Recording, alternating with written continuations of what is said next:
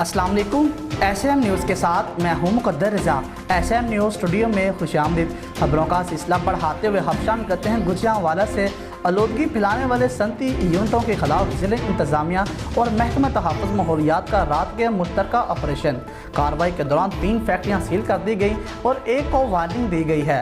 Seal की गई फैक्ट्रियों में गैर मयारी फ्यूल और मुज़र सेहत और ममनुआ अशिया जलाकर ईंधन हासिल किया जा रहा था। जलाई जाने वाली अशिया में टायर, रबड़, जूते, तारें, अक्सलाइन और दीगर मुहर्रिक दहातें शामिल हैं। आपको बताते चलें कि कार्रवाई के दौरान 3 फैक्ट्रियों को सील कर दिया गया है और एक को वार्निंग दी गई है। सील की गई फैक्ट्रियों में गैर मयारी फ्यूल, मुज़र सेहत और ममनुआ अशिया जलाकर ईंधन हासिल किया जा रहा था। जलाए जाने वाली अशिया में टायर, रबड़, जूते, तारें, अल्कसाइन और दीगर मुहर्रिक दहातें शामिल हैं।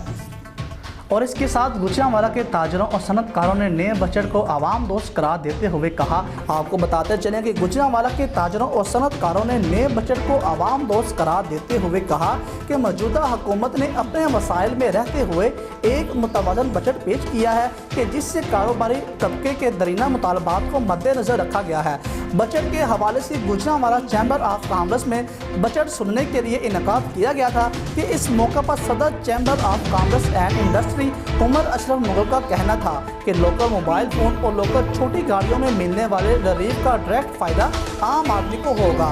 ताजरों ने कहा है कि मौजूदा बजट मुतवाज़न और अच्छा बजट है, लेकिन इसके बाद कोई मिनी बजट नहीं आना चाहिए, जबकि हुकूमत की तरफ से मेडिसिन पर कोई खास रिलीफ नहीं दिया गया।